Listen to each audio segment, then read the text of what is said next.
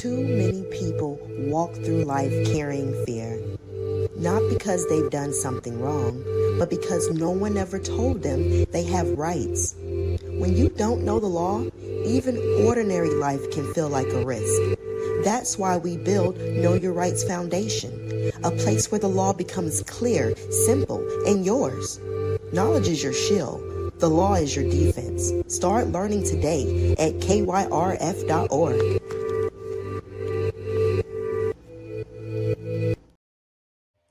What's going on, people?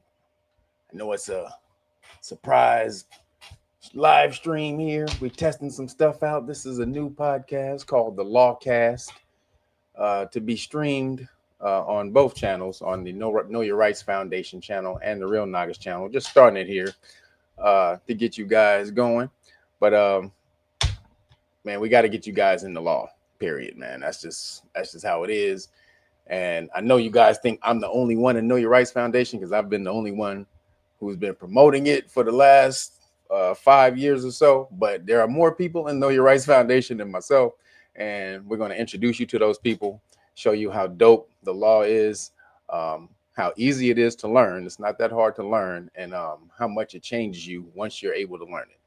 How much it changes your confidence, changes pretty much everything. Once you are able to understand how everything works in society, but also you're able to gain that power over police officers, something that our community has thought has been oppressing us since the beginning of time. And and like I said, I say only thought because we've always had the power to overcome it, just with knowledge, information. We chose not to seek this information out. I don't know why. Some of it was kept away from us for sure, but the information was there. All we had to do was seek it out. But now we have it. We're doing this in the Know Your Rights Foundation. So I'm bringing some people here to show you guys what's going on, and we're going to have a conversation with you guys, because later on I'm going to put in a link for you guys to join, so you can join the conversation. When I put in the link, make sure you don't step to the stage with no bull crap. You understand? We're keeping this respectful. This is Know Your Rights Foundation LawCast. This is not Real Nagas. So don't come on here disrespectful, crazy. I'm still me. I'm still Kev. But again, this is so we can get this information out to the people. So appreciate you guys for showing up. Who's up in here? Christopher Perkins. I see you first up in here. King Tony, Demarius, excuse me, Demarius Willis, Kissed by the Sun, Keisha P. What up, Miss Jeannie? More Clarity. I see you, Neon Black. Hood Politics Entertainment. I see you. What's popping? What is that? Free Thought 94. He says, well, I guess I won't come. Well, you guess you won't come. Yeah, you will. Cron White, Ellison Gray. I see you put it big. I see you put it on large. I got you. Ellison Gray. Big up. Dwayne Hutchinson. Miss Jeannie, when I put this link in here, you better bring your butt up in here. She's one, Miss, just so you know, people in the chat, Miss Jeannie is also in the Know Your Rights Foundation. She's killing it. Because she has come 180,000 degrees from when she first started. So she's one of our success stories of someone who didn't know anything about the law. When I tell you she didn't know anything about the law, I mean she didn't know a damn thing about the law. And then, sure enough, we brought her in and she's killing it, and she's smashing right now. So appreciate her and everybody else in the Know Your Rights Foundation. So that's our producer we got there, Satora. We about to bring to the stage. So, hey, Satora, what's going on, girl? Nothing much. Peace, everyone. No, I'm not supposed to be on stage, but I'm glad to be here. She's one of the dopest in Know Your Rights Foundation, so she's definitely supposed to be on the stage.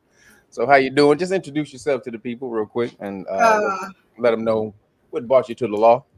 Well, I'm good. I've been loving the law for a long time. So, of course, when I saw an organization like Know Your Rights Foundation, I had to join. So I've been a member for quite a few years now. I'm not a newbie, but what made me join is, again, just seeing a foundation organization like this, we all got to be a part of it. So I'm just here. Appreciate you, girl. And she's off the chain with the tech game. So she's she's our Tony Stark up in here. So appreciate you, girl. So Tora Stark. And next we bring it up. We got Eugene. Eugene, come to the stage. Can we see Eugene? Where you at, Eugene? What up, brother? Your mic is muted. You gotta unmute. There you go. Good, right? Yeah, okay. What's going on, brother? Eugene Bailey, how you doing, brother? So introduce yourself to the people and let them know what brought you to the law, man. All right. Well, my name is Eugene Bailey, and I've been curious about the law for a long time. And I think it started when I worked for a patent firm in D.C. called Dyke & Magassa. And I was with some of the paralegals there and some of the law clerks. And after we've had some good conversations, they're the ones who kind of got me started. So I took a paralegal course a few years back and graduated with honors, I must say. But that kind of got me on the road. And what got me to the point where I really wanted to contend with law enforcement, I had a few run-ins with some rogue police officers. So at that point, it wasn't a vindictive move, but it was one of those moves where you say, that's not going to happen again. There you go. And you're Aries too. So once somebody get over on us, it's not happening ever again. It's only a one deal thing. You know what I mean? That's right, baby. Aries Nation. That's right. That's what's up, man. Appreciate you for showing up. Thank you, brother. Right. All right, peace. And next we have Ayana. She's been I've talked about her quite a bit. She's the one in the video screaming, "Know your rights," doing something that she wasn't supposed to do. Isn't that right, Ayana? No, I'm just kidding. Huh? I don't answer questions. I don't answer questions. There you go. No, that was great. That was a great comeback. I don't answer questions. There you go. But yeah, people love you. People love your enthusiasm in the video that we showed your police stop. Utilizing the constitutional rights card and the qualified immunity cards. So that was a good little stop to show what they can do. So introduce yourself to the people and let them know what brought you to the law. There you go. Can you hear? Can you hear? You're muted. No, the interesting thing about that stop is that I was kind of scared a little bit. I know you can't tell by the way I was behaving. However, I was quite frazzled because I knew I was wrong, guys. I was speeding. I was definitely speeding. And so to my shock, we're not going to keep doing that, right? We're not going to keep doing that. No, I've definitely learned my lesson. We're driving Miss Daisy from that moment forward, right? Yes. But thank goodness for those cards, Kevin. These cards that you give us, they are really protecting us because you pull these cards out and the officers don't want anything to do with them. Or you, for that matter. No, they want to. A bully always wants to mess with the one that's not going to fight back. That's bully 101. Bully 101. Yeah, that's what the person who's not going to fight back. So, man, appreciate your enthusiasm. Exactly. You guys don't know what we're talking about. Where was it in? It's somewhere. Is this it? No, where is it? Where's the video? Did she take the video? Where's the video? What happened to the video? You took it down? Oh, she took it down. She took the video now. Satora, did you take the video? Satora, did you take the video down? No, unfortunately, the video is only on your channel, but we'll move it. Oh, it's only on my channel. Oh, sorry, Ayana. It's all good. No, no, that's my bad. It's only on my channel. But when she can put it up, we'll put it up there. Also, we have coming to the stage, we have brother LR. What's up, brother LR? What's good, Kev? What's good? How you doing, brother? Oh, brother. Man, Brother LR is one of the shining stars also in Know Your Rights Foundation, but refuses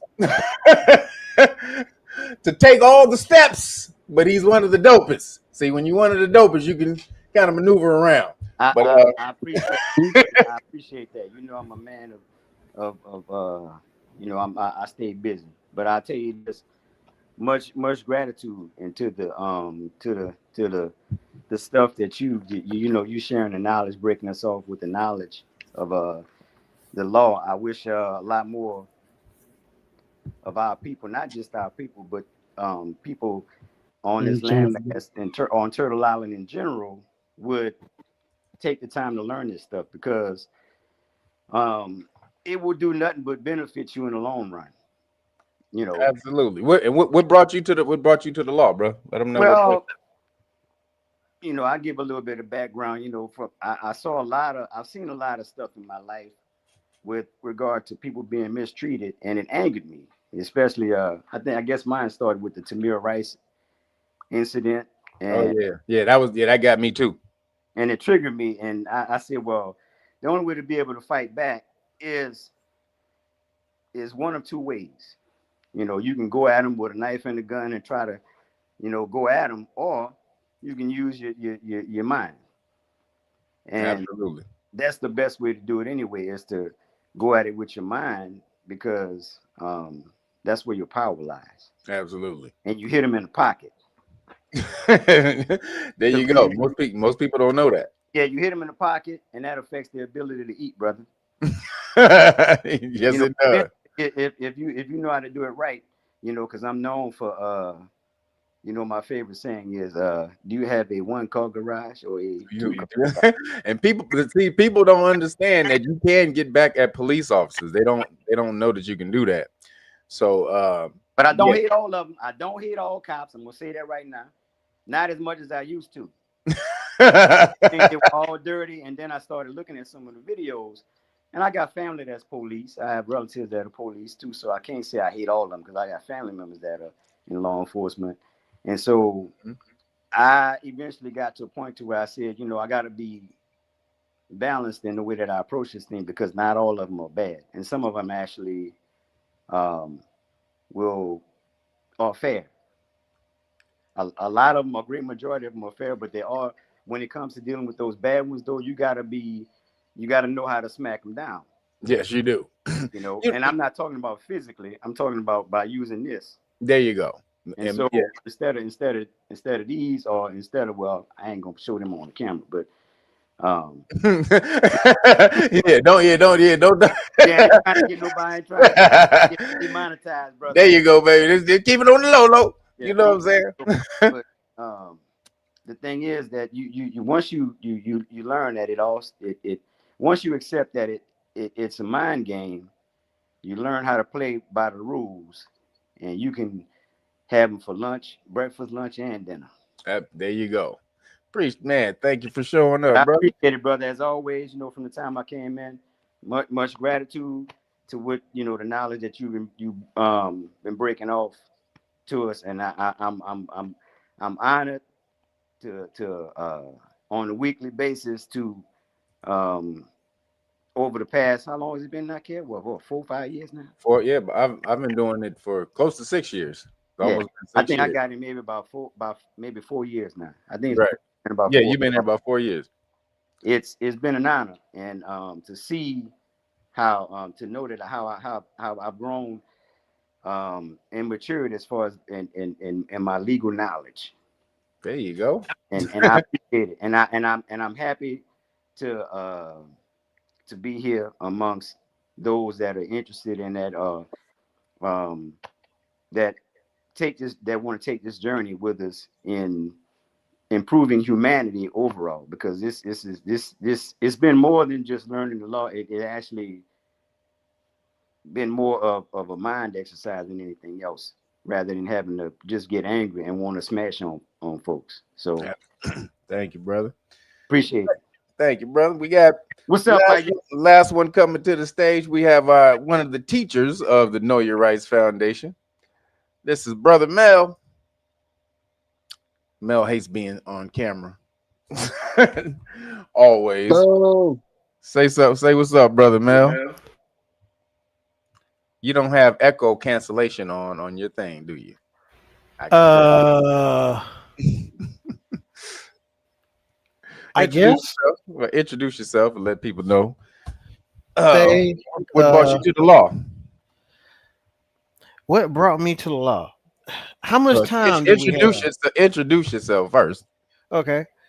Brother Mel, one of the teachers at the Know Your Rights Foundation. How much time do we have? Because you asked me a question about what brought me to the law. Yes. Make it quick though. You ain't got to make it long. Just make it quick. Keep it brief. Well, we go back a little ways, and God classes. Yep. And you asked the question, and that question turned into this. Pretty much, that's the quick way about it. And if anybody had told me that I'd be back teaching classes, I would have told them, whatever you're smoking, it must be some good stuff. Because never thought in a million years I'd be back teaching, but I'd be doggone if I ain't doing it again. Well, I'm sure the people appreciate it. I appreciate it, brother. Yeah, I appreciate it myself, because our students, better than anybody, they keep us on our toes. Yes, they do. And it's never a dull moment. Every time I think that they're going to go this way on a particular issue, they take it the other way around. And I think that this is what they're going to jump on and they're going to want to spend an hour on.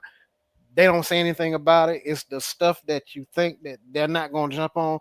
That's what they want to jump on and break down to the bone bristle and go everywhere with. So It's always different, but it's fun. It's been challenging and it's been rewarding, and I wouldn't trade it for anything. Thank you, brother. Yep.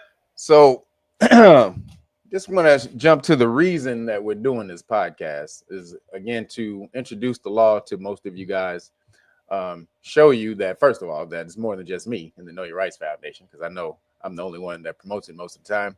And so you only see me, you think that ain't nobody in that shit, but yes, and there's more people, and we're all in here working, mashing out. It's a bunch of people in here. It's a whole lot of people in the Know Your Rights Foundation, learning the law, gaining confidence on how to assert their rights against police officers when their constitutional rights are violated. So we brought that to you guys. We want to show you guys it's not hard. A lot of people have a problem signing up because they think it's so hard to learn the law, and it's not. It really isn't, especially when you have a group of people who's learning it with you. And so basically you have like you're speaking, you're in a nation. You're basically like in a nation that speaks a certain language, and you're just diving into that. You're indulging in that language. And so when you come out of it, you're going to be fully versed in that language. And basically law is a language. This is one thing I want to get across to a lot of people. A lot of people think the law is all the stuff that you need to learn and remember, and you will. But basically the law really is just a language. You've heard of the term legalese, and that's really what the law is, legalese. So most people don't understand that the term that you speak on an everyday basis is not what you will hear in the courtroom. And this is how they get you, because you're speaking a completely different language when you're in the courtroom. To give you an example, the word appear, the term appear. Most of you think the term appear means to be seen, right? I'm showing I'm going to be seen. So when you get something called a notice to appear, and when you get a ticket, when you pulled over by a traffic stop or something like that, and they give you something called a notice to appear, you think, oh, I just need to be seen. I need to show up to the court to be seen. That's not what it is. The term appear in law, the legal term, means to legally or to formally submit yourself to the jurisdiction of the court. So when you appear, or when you sign something called a notice to appear, you have literally just given up all of your rights to the court without any challenge. And the reason they do that is because they see so many people in court a day. Like a judge will see sometimes 100 people in court that day. And that's not an exaggeration, 100 people. So if they had to gain jurisdiction over every person that entered the court, it would clog the court up. So they have to gain jurisdiction over you before you enter the court. And that's by getting you to sign legal documents that you don't know what they mean. You don't understand. And so this is why you need to learn the law, because the law is speaking a completely different language than you are. And if you don't know it, then you're going to be caught up by it. So this is one of the main reasons that we started Know Your Rights Foundation as well. We started the podcast because there's a lot of topics going on, a lot of things that we need to discuss as far as the law, police states, and things like that. And you know, we're doing that in the Know Your Rights Foundation, but we need to expand that conversation out to you guys. Right. Because it's really dire for you guys to know this stuff now. So, all right. So, so the first thing we want to get into is are Black people or melanated people, are they scared of the police? Now, I know most melanated people, we want to be all gangster and brave, and I ain't scared of nothing. I ain't scared. What you talking about? I ain't scared of nothing. But when you see that lights going behind you, you see that black and white, don't tell me your heart don't drop to your butt. I know, not everybody. We don't say everybody. I would say though, 9 out of 10 melanated people, when you see them lights, you see that black and white car or a black and white car traveling together, and you look in the rearview mirror and it's a black and white car traveling back to back, and it looks like a black and white car, I know damn well your heart drops to your butt. So our melanated people, they hear that whoop whoop. Exactly. So hold on a second. So let me so brother Mel, start you off since you got your mic open. Are Black people scared of the police?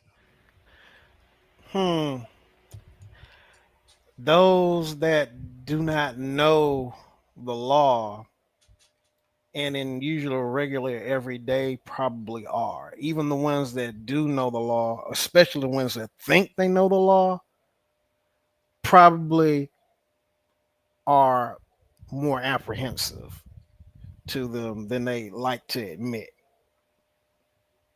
I think that's the best way to put it. Wait, say it. So so explain yourself. Go further. What do you mean? Well, what I mean by that is people that think they know the law, they may want to, so I guess, flex their knowledge. And then if they only know so much in that particular situation, they say what they know, and then they get to a point that they don't know, then it's like, and they're lost. And then it's downhill from there. Other people, you know, if they do know or they have an idea of what it is or what they think it is or what they feel it is, they'll go on that. And Black people or melanated people, the way that most cops will approach you is they'll try to put you in what we call the trick bag. And they do that by getting you to get emotional and get off on tangents that may or may not have anything to do with the actual situation at hand. So long as they can keep your mouth running, got a better chance of you saying something you ain't got no business saying and getting yourself in deeper hot water. Okay. All right. Ayana, what say you? Do you think melanated people are scared of the police? Absolutely. I guilty too.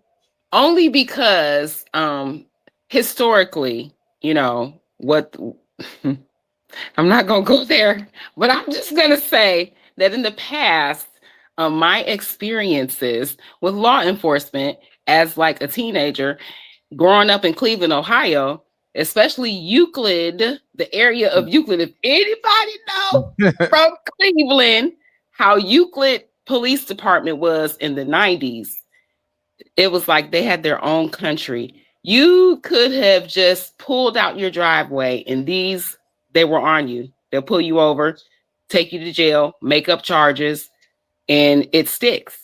So my take on police has always been like an anxiety type of a thing, just because of the very first jump out, And so having that said, I believe collectively, especially for melanated men, there has been a target on your backs for quite some time. And if you do have any type of anxiety or fears or whatever, today is a new day. You don't have to feel like that anymore. If you watch my video that Kevin has on his channel, you will see it's a whole new day. It's a new ball game. So we don't have to live in fear anymore. It's so funny because I drive around now and I see them all the time, and it's just like it's like Zen mode. I'm like too cool. I'm too cool for school. Okay, because they don't bother me anymore. Thank you, Kev. All right. And the Know Your Rights Foundation. We're glad that the law could remove that fear from you. Somebody said fear is not a bad thing. False evidence appearing real. I don't know if I would say that. Fear is a very low vibration. Now, I get it's needed because it alerts you to danger. However, fear should not run your life. You should not be run by fear. Fear is an alerter to information. It's about information. That part. So, all right, LR. Everybody, when you're not muted, make sure you mute your mic so people can hear. So LR, go ahead. Can you hear me? Yeah. Okay. Black people scared of the popo? I would say absolutely. A great majority, yes. A great majority, yes. Because I don't like to speak in absolutes. But I will say a great majority, yes, and that's because it takes me back to the story. Can you get closer to the mic a little bit? Get your mic Can you closer. hear me? Yeah, there you go. It's a little low. You on the Bluetooth. Oh, okay. Can you let me take this off and see if it's better. Let me try it different. It's all good. We can hear you. We can hear you. Go ahead, bro. We can hear you. Okay. I would say to a certain extent, yes, but it takes me back to the story of what I told my son when he was younger. I said, and he had a friend that lived, directly next door. I said, let's say there was I told the story when they had it was a mountain lion that got loose in the neighborhood. Mm-hmm. Okay. And, police and everything was trying to go out and catch it and everything. He said, well, Daddy, I'm scared. He said, I said, well, there's nothing wrong with being scared, but you can't stay there. I said, so the only thing that really counts fear is knowledge. There you go. Yes. And I said, so I gave the example of, I said, okay. He said, well, I don't understand. I said, okay. If that mountain lion came here and you had a choice to run into our house or you had to run into his friend's name was Nick. I said, or run into Nick's house. I said, whose house would you run into? He said, I go into our house. I said, why? He said, because I know where the hiding places are. And I know where to get stuff that I might be able to help fight it off. I said, what's that word again? You what? He said, I know. And I said, that's the key. Because when you know, the more you know, the less you have to fear it. It's not may not eliminate all of the fear, but because there's such a thing as a healthy amount of fear, but you don't let that override and govern your actions. You can't let that govern your actions, because that's when you act out of fear, emotion comes in, you start acting out of emotion, and when you're emotional, you can't think straight. It overrides everything. And so yes, you have to be able to think clearly and work your way through it. But the only way to do that is you have to get the knowledge of how to go about doing stuff, because half of these jokers, I'm gonna say a great 80-90% of these police, and I'm gonna say it, they don't know. They don't know the law. They don't know you're right. They don't know the law. And but they count on you not knowing the law. Exactly. More than they don't know the law. And I will say this too, Kev. The thing is this, even when I was younger, everybody had the Officer Friendly program. I grew up in the Big Greasy, y'all figure it out. But the the police weren't real bad. I wouldn't say they were really bad, but you got to understand too, it's the energy that you go around carrying too, because um, if you walk around like you scared, you make yourself a target for that, because your energy, what you give off, it's sort of like when if they got these dogs around the neighborhood. Everybody grew up in the neighborhood where they got stray dogs or whatever. But if that dog can smell your fear or sense your fear, he gonna come at you, gonna get you. It's the Right. same way with anybody else, a crook on the street or the police. The bully wants the Bully, weak person. exactly. They want the weak person. They So want the punk. exactly. So if you can demonstrate that, if your energy is on a certain level to where you're not exuding that fear, you're less likely to have that happen. Now, since I've been in here, and I don't want to jinx myself, I have had zero interactions because That energy you exude. right, even more so. Even more so, and I'm walking around like, man, these mugs ain't pulling me over. I ain't getting pulled over. Nothing. I ain't Yep. get a chance to say. But that's just the way. I mean, because it goes that way. Because it's a confidence that you get once you start knowing this stuff, and it's refreshing to know that, hey, if this happens, I know how to handle it. I know how to get down. All I right, know how to get down with them. let me get Eugene in here. Eugene, Yes, sir. black people scared of the popo. And where you at? In Carolina, North Carolina? They scared of the popo? They definitely scared down here. But come to your camera. Come on camera.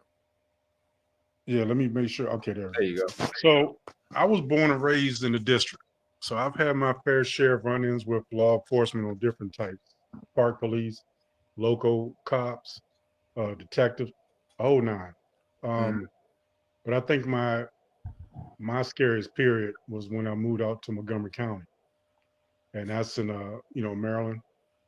But just to give you just a little quick story. I used to work at a nightclub and I was dropping someone off and they were out kind of way out of Montgomery County, like out in the suburbs, the hick stuff. And I was coming onto what they call a T intersection, like a road just closes down to the highway. And I pulled out onto the highway. It's pitch black. I mean, you can see from one end to the horizon to the next.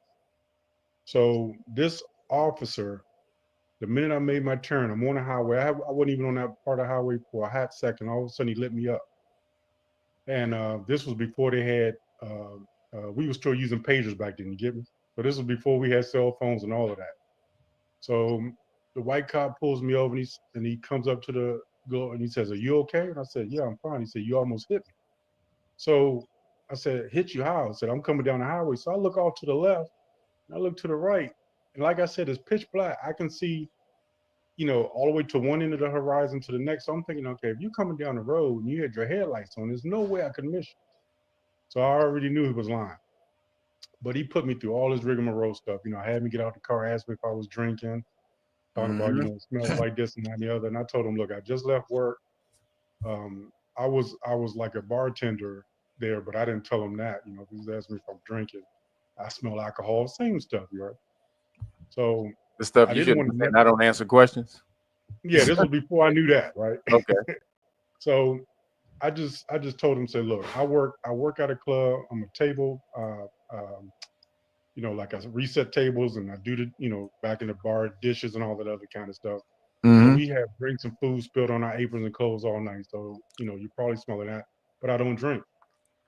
So he moves on for that. Then he says, well, you mind if I check your car to make sure? Now I knew enough to say, well, if there's really no legal reason for you to check, and no, I don't want you checking inside my vehicle. Then he said, well, if you don't have anything to hide, then you wouldn't mind that. I said, yeah, but there's no reason for you to check. And I knew enough to say that, Now this is a white cop.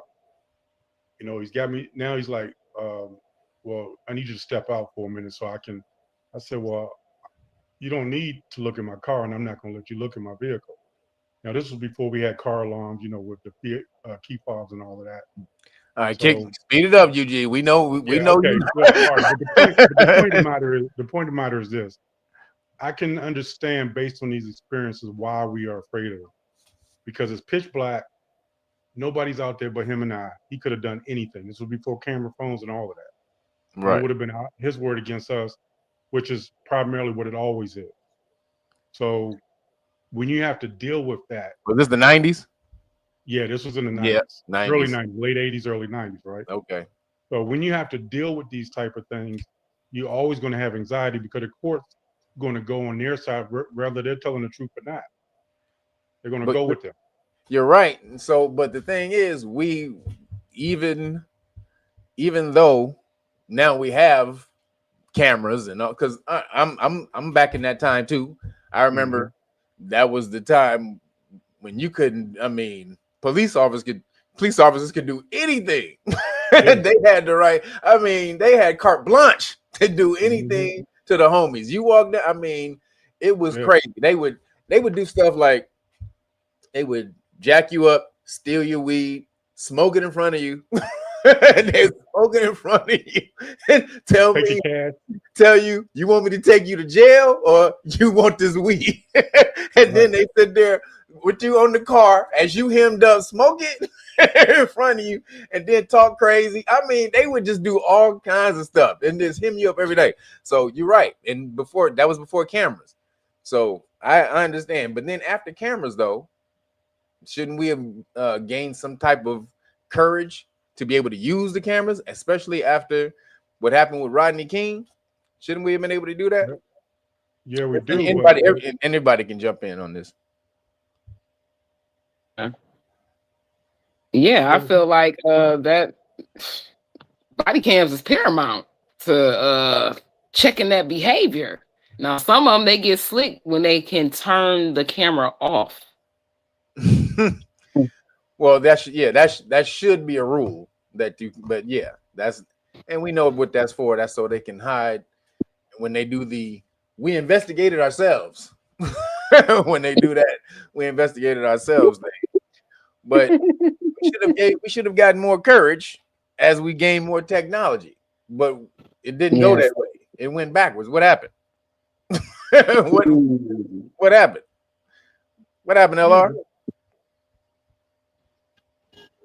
Hey, that went to the wayside, brother. You know, I mean, they have no incentive to really do it other than now the people holding them accountable. You know, and guess what? If they don't have a body cam, they don't have a camera on that's rolling on a vehicle, you gotta have one because you gotta be able to say that hey, anything you say, remember, can be used against you. And they can make up stuff, and the judge or whoever is gonna believe them, they by default they get to be the one that's believed. But if you got a camera that's rolling, not to mention the fact that my body cam was rolling, but we don't know what happened to the footage. You know that we don't know what happened. It got lost in the cloud somewhere. Somehow. Yeah, somehow on that FOIA request. The file got corrupted. But if you got your own. So black people being scared of the police, basically you saying is was what it was designed with, what police was designed for. Because I saw somebody in the chat say, yeah, it goes back to the slave patrol, which yes, policing goes all the way back to the slave patrols, and you'll get the MAGA Caucasian people. No, it doesn't. It doesn't go. But yes, it does. Yes, I did a whole video on this. Slavery goes back to the slave patrols. You know, catching slaves, and then it's a very deep breakdown. So if you haven't watched 40 Acres in the Fool video documentary that I did, go watch that. But it's a breakdown of slavery and how the slave patrols used to try to catch the escaped slaves. However, the slaves back then, they knew how to read. A lot of the slaves knew how to read, and so they were able to create their own freedom papers. And the irony is, a lot of the slave catchers could not read. So a lot of the slaves would, even though the slave catchers would catch these slaves, these supposedly escaped slaves, when they caught them, they had forged freedom papers, and so they would show them to the slave patrol, and then be let free anyway. But then the slave patrols, after slavery ended, they moved on to property security, basically for the elite, the aristocrats, or the rich colonizers. And so as industry starts to evolve, they became more and more just property protectors.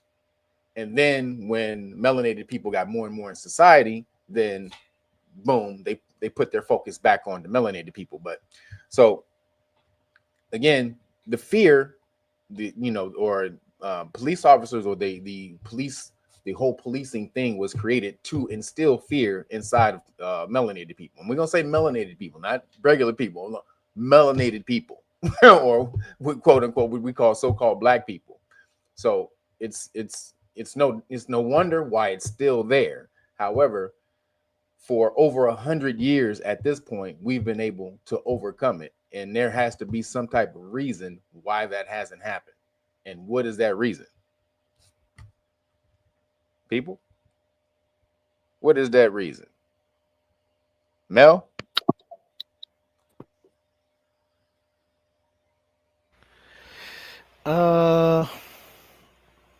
Trying to see the best way to put this.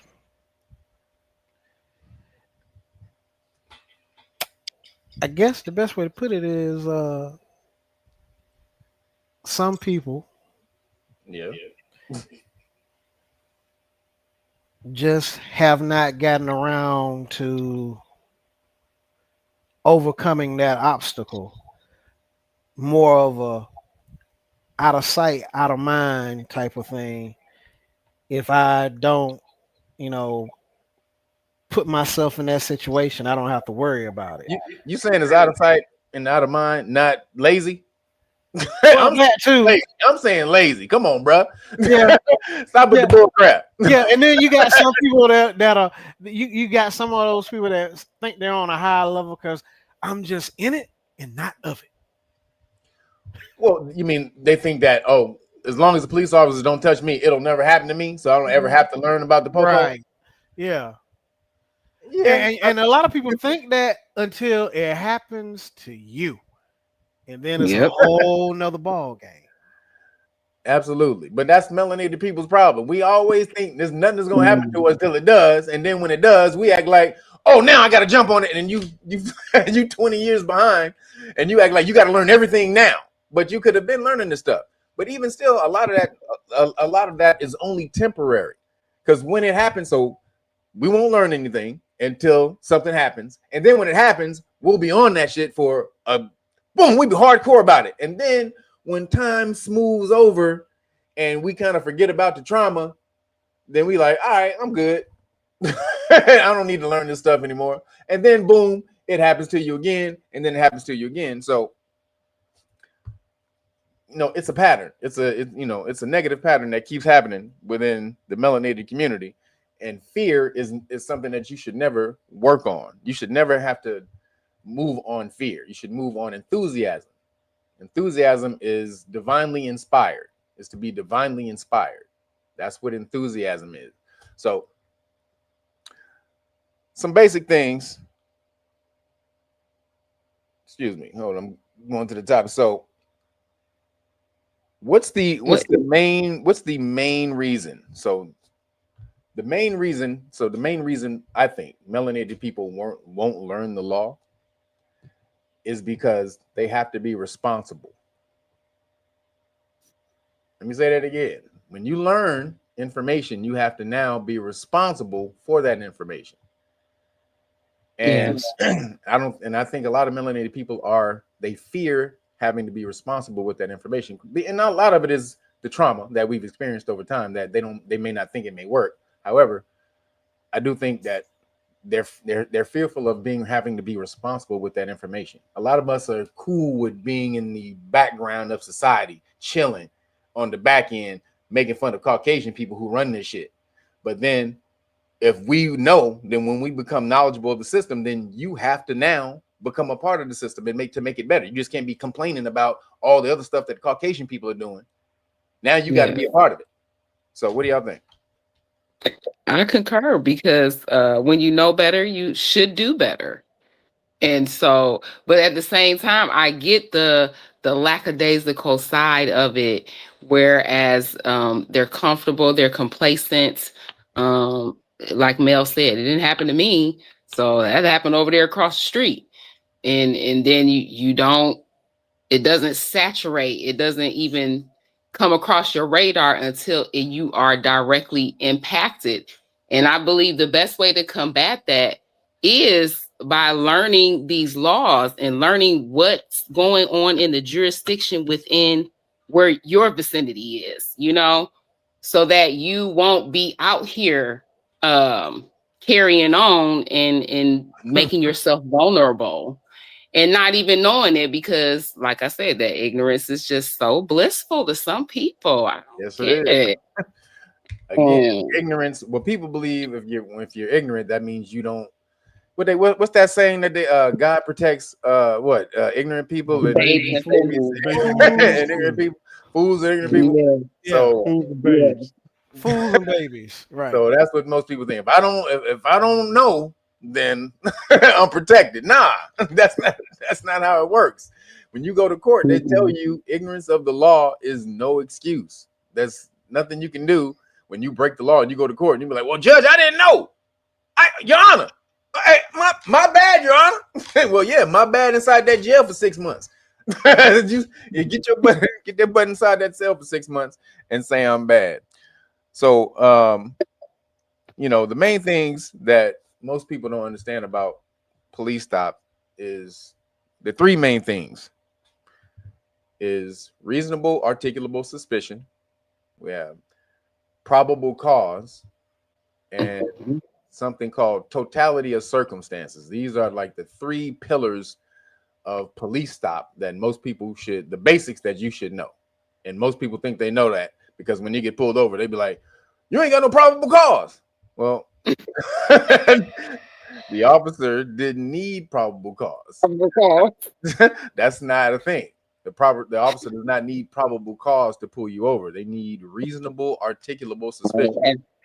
Yes. Reasonable, articulable suspicion. Yeah. Do you have the graphics, Satora? Where's the RAS graphic? There it goes. So reasonable, articulable suspicion. So again, this is something that was created by the case Terry versus Ohio, 1968. Basically, it says that police officers need to be able to articulate something that you are doing that leads them to believe that you were, are, or about to commit a crime. And that's very important. A crime, not just you're suspicious. So, hold on. Somebody has their mic open real quick. Who is that, Mel? So, real quick. So, that's very important because when police officers pull you over, they'll say, you look suspicious.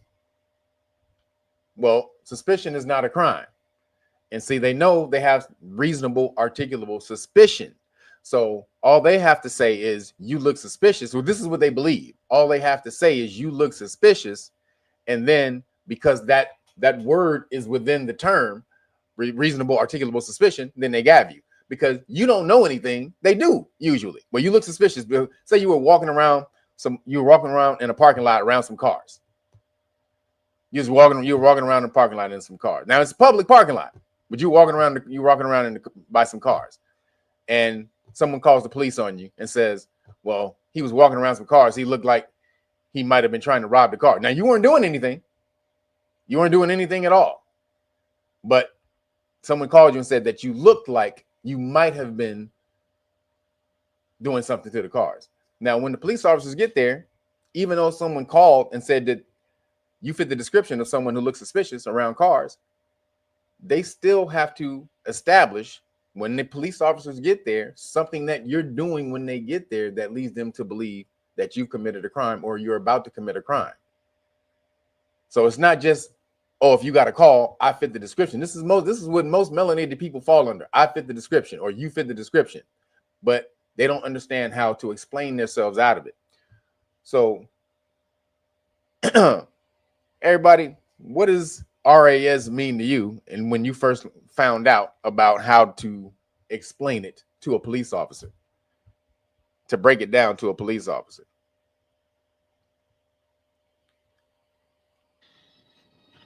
I'll take it. That's a good question. You go ahead. Okay, I'll let Ayana have it. Oh, my brother LR.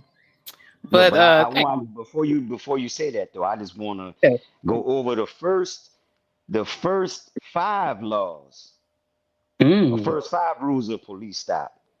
Come on, RL. Tell them. Okay, and this is what we have a problem with.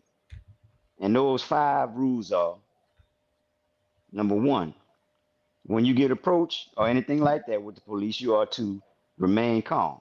Rule number 2 is remain calm. Yep. Rule number 3, remain calm. Rule number 4, remain calm. And if you forgot the first 4 rules, rule number 5 is remain calm, because if you act fidgety or anything like that, if you look guilty, they can sometimes construe that to be that maybe you are doing something you're not supposed to be doing. So you shouldn't be nervous. If you're not doing anything, you didn't do anything wrong, you need to get over that fear that, they're trying to put you into, that fear mode that I'm here with this badge and this gun. You just need to be calm, because if you didn't do anything, just deal with them like you would any other person on the street or a stranger on the street. Remain calm. That's the first 5 rules. Now go ahead, Ayana. I'm sorry, I didn't mean to steal your thunder. Exactly. That was vital info. Yes. And do y'all remember when I first started? I've been in the organization for a year. It took me quite a few months to learn the difference between RAS, or reasonable articulable suspicion, and probable cause. I was mixing the two up all the time. These are 2 common misconceptions. Yes. Yes. So I get why you were making sure, and why you always make sure, that when someone starts in the organization, you make sure that they know the difference between the two, because you don't want to be out here looking and sounding like you don't know what you're talking about. Exactly. Like a YouTube seller. Yeah. Talking about what you got to, what's your PC for pulling me over? And that's sounding silly. And really, when you do that, you're learning the police officer that you don't know the law. Don't know. And that's then right. They know they can go far as they can go. When you say some stupid stuff right off the bat, the fake stuff that you learned off TV watching what is it, SUV, SVU, or whatever. I was thinking SWV. Yeah, but no, SVU. SVU, y'all watching that bull crap, Law and Order and all that crap. You go, I know, I got it now. And then you get out there, you ain't got no probable cause. What you doing? And they be like, oh, this fool's dumb. This fool's dumb. So again, stop watching TV to learn the law. That's the main thing. But somebody have said, should all races study law or just black people? Either way, why? What say you, Eugene? I'll say it in a nutshell. Everyone should know the law. Even if you believe in the Bible, it tells us in there that we should know the laws of the land. So everybody should know the law. Unfortunately, when we were just discussing about the fear, I think a lot of it is conditioning too, because we're not brought up to have that be a paramount conditioning in our life. And we need that, because our ignorance toward that, what we say, ignorance is bliss, but it's only bliss until it's bliss no more. So exactly. You really are at a handicap when you don't know. And I wish I hadn't gone so many years not having the comprehensive knowledge. I was aware of it, but there's a difference than, being aware of something and knowing what it is that you need to know. So yeah, everybody should know. It doesn't matter what your ethnicity is. And I see what they kind of mean, because do white people need to learn the law because they believe, most melanated people believe Caucasian people have privilege where the police officers don't mess with them. And one thing you'll see when you enter the police stop, law class or Know Your Rights Foundation police stop law class, you'll see Caucasian people get done just as bad as melanated people. Sometimes even worse.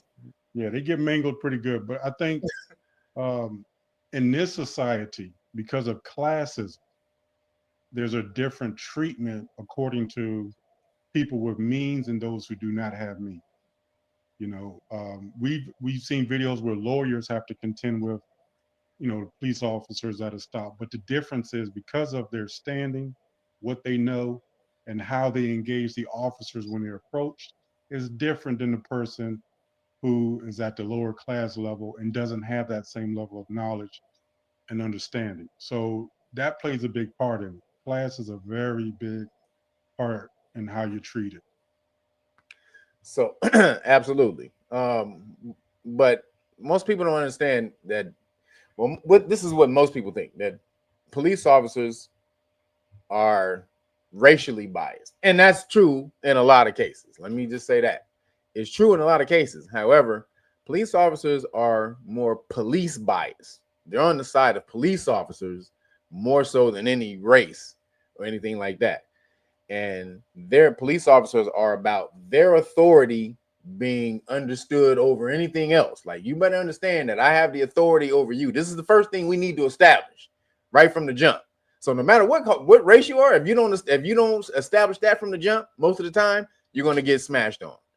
So Caucasian people, we seen a Caucasian lady get her face. She was picking up her kid from school, and she got caught in the wrong car line.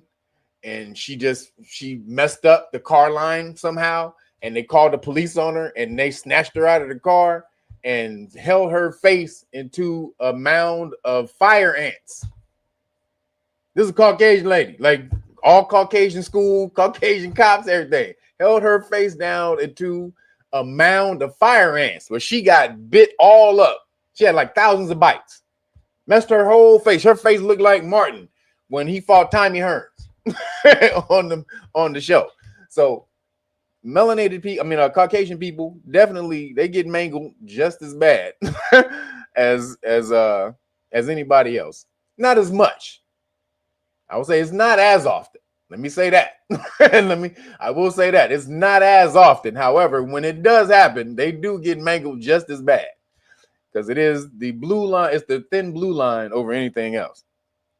So melanated people, we definitely want to stress you need to learn the difference between reasonable articulable suspicion, or the quick term RAS, and police officers know a little bit when you use the term RAS when they come up to you, when you say they try to detain you and you say, well, what's your RAS? Then they know you not just some regular person, but you still need to be able to follow that up with some information. But you definitely need to know the difference between RAS and probable cause. And probable cause means they have some type of evidence that leads them to believe you committed a crime.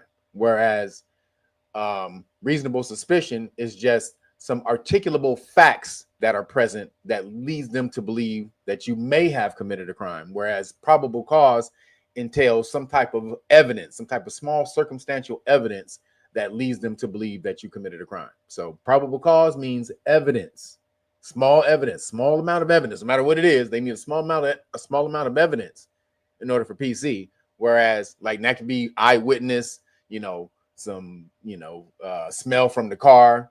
This is all evidence. Or then, whereas RAS is just, they have to basically determine, this is the third pillar of police stop law, is totality of circumstances. What does that mean?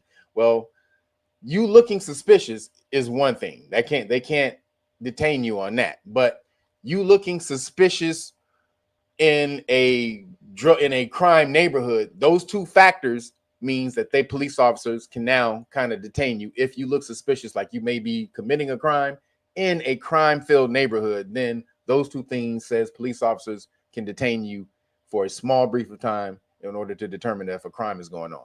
Okay, so these are the things you have to understand. But and what I mean by you look suspicious, what I mean by that is, like, you got to be like, say you're walking past some cars or something like that, you pulling on some car doors or something like that, or if you're in a high drug area, you're standing on the corner at a weird hour of the morning, like 2-something in the morning, in a drug-filled neighborhood, you might be selling drugs. So police officers can stop you, and do something like that. But these are the things that you need to know. And if you don't know, police officers have total power over you when these type of things happen.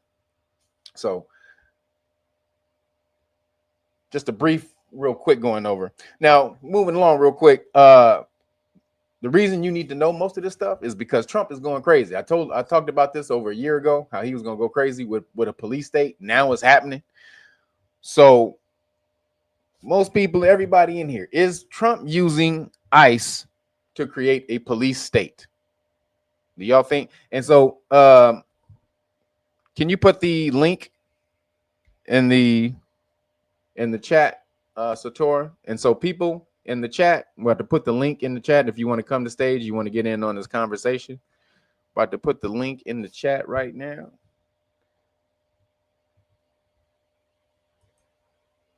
Did she leave? There she go. It should be in there in a sec. So there it is. So that's the link to join if you want to join the conversation to get in on this. But right now, Trump is tripping. Trump is going nuts. He's doing it for Israel, but that's not necessarily what we're talking about right now. We're talking about how do you overcome the police state? The reasons why the police state is happening, that's a whole nother reason. But how do you overcome a police state? Do you still have all of your rights within a police state? Well, yes, you do. But they're going to be, they're going to be much more strict in this police state, and you're going to have to know much more of your rights in order to assert them. So this is where, your lack of information or your apathy for the law will bite you in the butt in the long run. So is Trump using the ICE as his foot in the door to try to get a police state going? Because he knows he can't get a police state going in regular states. He can't do it only in DC. So what it looks like to me is that he's using ICE to try to go in there and establish federal presence within these states. You think he's doing that? Or do y'all think he's just really trying to get ICE out? Which he's also doing that too. I'm not necessarily disagreeing with him on the ICE thing. However, do you think he's using ICE to get a police state in here? I would say all of the above. All of the above? Mm-hmm. Yeah. He's doing a little bit of this, a little bit of this, and then he's coming around the back end, wrapping it around twice, so it'll be a soft cushion for this, and then the end game is all of this. Well, absolutely. And I do agree with the person who just said that, who was that? Miss Proper TT said that it's a distraction. Yes, it's a distraction, but it's a distraction you got to deal with. No matter what, it's definitely a distraction you got to deal with. What do you say? Ask Q View. I'm not sure about ICE, but yeah, it seems like he wants to forcefully control everything he idolizes. But that's true. But this police state is for a different thing. What do y'all think? Is he trying to get ICE in there? I got a comment on that. I'll say that it doesn't matter who's in office. Trump just happens to be the one that's in office right now. But I think every president that's been in there, and every future president that's in there will always take steps to infringe upon your rights, to infringe upon the rights of the people. Now it's up to us to put them in check. And that's where the responsibility comes back on the people themselves, because every president, no matter what party they're in, has always done something like this. So it's not restricted to one particular party, and that's what people need to understand. It's sort of like they think it's you got the right wing and the left wing. They call it wings for a reason. Wings are on a bird. The bird only can fly in one goddamn, excuse my French, fly in one direction. Absolutely. They both heading in one direction. You may think they're going one way or the other, but they're really headed in the same direction. And both of them are always doing something to infringe upon your rights. But it's up to the people to put the government in check by way of becoming more knowledgeable about what's going on, getting the better acclimated with civics to see how government functions. Look at these case laws, these rulings in these case laws, and start there. It's not hard, y'all. It's really not. But you have to take that first step, and that's to say that, to admit, hey, this is something I don't know. I need to get better at, because it's going you. And the thing is, the only way we're gonna stop it is we got to start with the young ones. The young ones, the when they 4 or 5 years old. You know, Yes. start with the Bill of Rights. Teach them the Bill of Rights or whatever, because by the time they get, you see these people, the stuff in Oakland right now, you got them busing, going robbing stuff. They put stuff like that on TV, the smash and grab stuff. You need to have these youngsters understanding the consequences of their actions. And if you have a better understanding of the law and how it works, you're less likely to have that kind of stuff happening. You know, I understand people, run into financial situations and stuff like that, but a lot of this stuff is because these children are bored. They ain't bored. They ain't got nothing to do. Get them learning something. Absolutely. He said, get them to learn something. Really quick. If you're trying to come into the stage, you have to have your mic linked. Some people are trying to come to the stage and they don't have their mic linked, so we can't bring you to the stage. So if you're trying to log into StreamYards, make sure you got your mic linked up, because it can't add you to the stage until your mic is linked. But Eugene, what you think, man? Ice coming? Yeah, I mean, me personally, it's the Fed coming through ice. Yeah, but I think we've been in a police state since the 80s, since the Rodney King beating. I mean, what do you mean? That time period? Well, when they started coming out with federal or policy enforcers, the black and white squad cars, I always thought that was a federal introduction, for the federal zoning of all states, because I noticed that when I first saw those vehicles, they didn't have the seal of the state or the county that they were in. They were just black and white squad cars, or all black. So I always thought those were federal vehicles. But I think we're going full-fledged now into the implementation of what a police state is. So let me just get it back. So there's something called posse comitatus that says the federal government cannot be used, or the federal military cannot be used in the state. It's against the law for them to use federal military as police within the state, unless the state agrees to it first. So that's why when he was trying to come into LA with the Fed and all that, that's why Gavin Newsom sued him and all that. But the federal buildings were being attacked, which is why he was able to bring the Fed in. So like I've said this before in the live stream, Trump is the law bender. Trump is he's the last law bender. He will find the loopholes in the law to get him to do what he needs to do. He doesn't break the law, but he will definitely find the loophole within that law to get through it. So he understands if I call in, an emergency, a federal emergency within certain areas or for certain states, then I can bring the military police in for a small time. Then once I have the foot in the door, then the state I'll work with the state to keep them there, because that's what he did. That's what he did with DC. He just did that with DC. He was supposed to leave after 30 days, but then he worked out a deal to keep the feds in police officer positions while, for indefinitely, actually. It's actually indefinitely at this point. Then he's moving to Tennessee. He's going to do the same thing. So again, is this the plan to implement the military state? It would be the right course, though. Why do you say that? For the purposes of why he's got ICE activated anyway, which is to round up as many of the so-called illegal immigrants in the country. Now, initially, it was supposed to be just those who are, what did he say? Criminals, rapists, murderers of that liking. But now he's just rounding up anybody. Yep. So this would be he is and he isn't. He is, but he's this is the thing. He'll round up like a bunch of criminals, and then you'll be like, you just snatched that dude out the, out the kitchen of the restaurant. Right. He just took like did you see the African superintendent? This dude's been the superintendent for like 3 years of a city. He was the superintendent. Oh yeah, Trump, that was in Des Moines. Yeah, Trump just snatched him up. From Guyana. From Guyana. So he was the superintendent. He don't give a damn. It's like, nigga, you in here? You here illegally? You going home.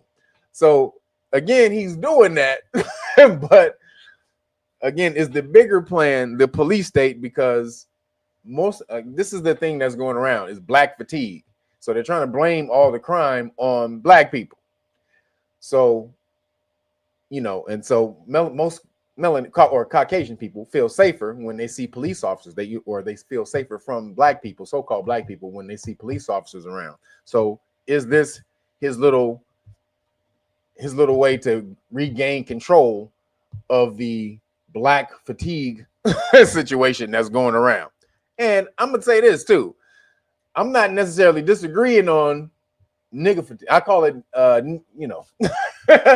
call it that fatigue. But it's the YN, what they call them, the YNs. Isn't that the term for them now today? The YN fatigue. That's what I think it is. But it's a way for them to get the feds into the city. And if you don't understand that, most of the people that they're claiming who commit crimes look like you.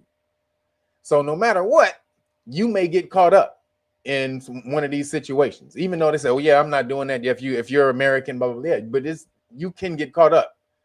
You absolutely can get caught up, just like one of the lawyers did. There was a lawyer in D.C. who was walking down the street, wasn't doing anything. He's a lawyer. Got snatched up by Popo. His head shirt was off, everything, shoes was off. He's on the side of the road, looking embarrassed like a mug, and he's a lawyer. So again, this can happen to anybody. Yeah. Can I address that comment? There was a comment in the chat that came across saying ignorance of the law is no excuse. That's true. But if you learn police stop law, you will learn that ignorance of the law is not an excuse unless you're a cop. Unless you're a cop, yes. There's case law that lets them, they can be ignorant of the law and get away with something. But you won't know unless you start learning the law. I'll leave it at that. No, so police officers are the only people allowed not to know their job. You understand? Like that's a weird ass thing, right? Can a surgeon go to surgery and not know how to slice somebody? Hell no. They going to jail first off. Then they getting malpractice and all the rest of that. Can you be a truck driver without knowing how to drive a truck? Absolutely not.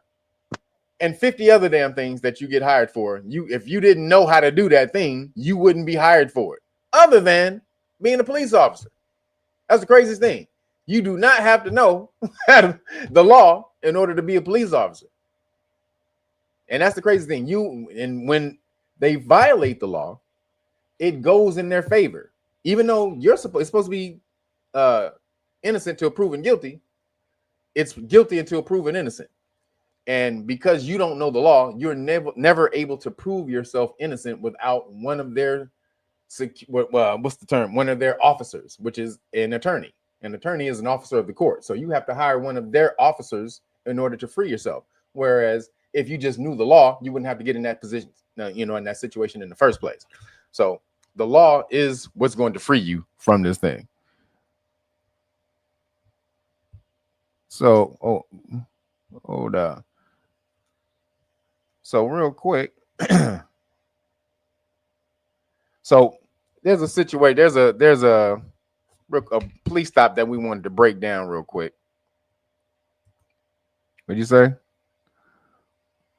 Homie looked like the character Robert Downey Jr. played in Tropic Thunder. No disrespect. You talking about LR? You talking about LR? When Robert Downey Jr. I can see that. He said no disrespect. So ain't no offense taken. I appreciate it. I appreciate it. So real quick, we just want to show you what it's like when you don't know the law. And this is a young brother who thinks he does know the law, but this is very important why you need to know the law. Hold on.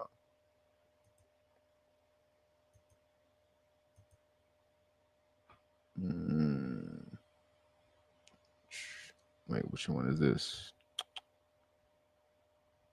All right, there it is. All right, so check this out. This is brother walking home from the 7-Eleven, doing nothing, minding his business. This is why you need to learn the law. Excuse me, for what? What's the Right here, yelling, creating a disturbance. Creating a disturbance? What disturbance? Matter of fact, you guys came up to me. Give me your ID. Do you have an ID on you? You came up to me. I don't answer questions. You can see you go ask the camera in the store and everything. I got chips and drink in my hand, sir. Okay, set them down. All right, I'm trying to set them down. You threw my drink on the floor. For what? To determine who you are. Now, you saw he just walked up to him. He wasn't doing anything. They just grabbed him and said he might have fit the description. Again, they have to, just because you fit the description doesn't mean anything. When police officers come up to you, you have to be doing something that leads them to believe that you have committed a crime. Walking from the store with chips and a soda in your hand is not it. Now, they can say, well, you assaulted somebody and we have the description of, that you fit the description of someone that assaulted somebody. Okay. Then they have to run off what the description is. Then they also have to say, excuse me, they have to run off what the description is, who, where it happened, who it happened to, all these different things. These are things that you have to know to ask them when they come up and say you fit the description of a person who just committed a crime. Because if you don't, they'll just kidnap you, just like they're doing this dude right here.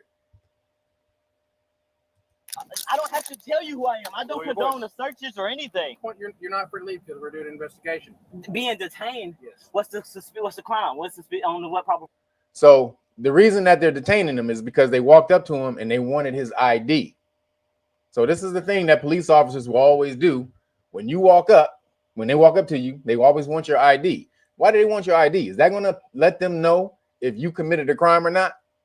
Is that going to tell police officers if you committed a crime? No. They're trying to put you into NCIC, which is the National Crime Information Center. They want to look and see if you have a warrant. That's really what they're trying to do, because police officers or the police departments in America get $600 million from the federal government to arrest people. So the more people they arrest, the more federal funding they get. So if they can just pull you over and get your ID and see that you have a warrant that you didn't even know you had, you might not even know you had that warrant. But if they can get you on that and arrest you, boom, they can get paid off of that. So this is why they want your ID. It's not going to tell them if you committed a crime or not. So this is why you have to tell them, this is why you have to know that they have to have reasonable articulable suspicion of a crime in order for them to get your ID. And if they don't have it, you don't have to give it up. Cause assault. I had assaulted no one. What's going on? What's your name? I'm not giving you my name. I haven't done anything. Oh, okay. Still doing that. So let me make something very clear. Shut up.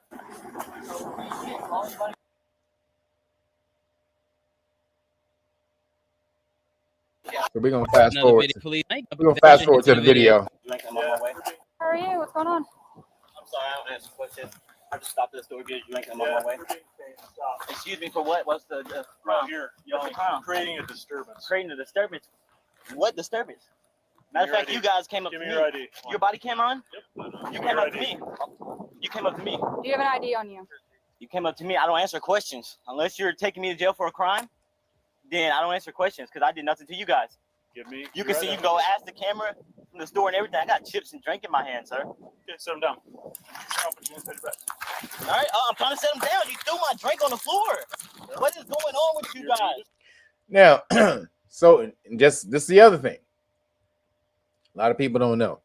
Police officers just can't handcuff you because they want to. That's a violation of your Fourth Amendment right.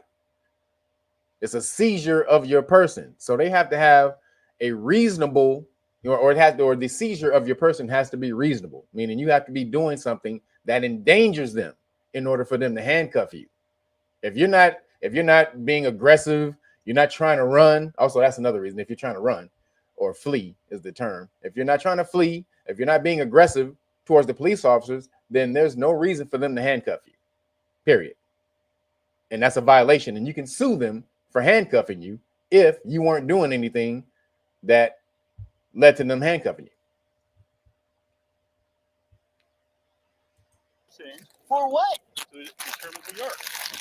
I don't have to tell you who I am. I don't condone the searches or anything. I don't consent to any searches or anything. That's shit. That's fine by me. Get these cuffs off me. Nope. We're going to determine who you are. I'm sorry. You're out here screaming in the middle of the street. Did you see me screaming in the middle of the street? No. Did you see me? Did you see me screaming in the middle of the street?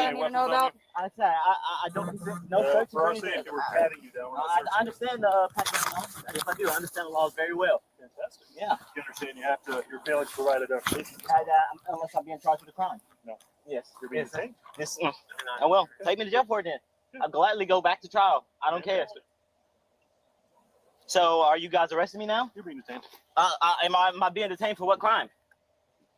I'm being detained for what crime, ma'am? I'm not giving you my identification. Lower your voice. You know what? You're right on that. I apologize for that. What?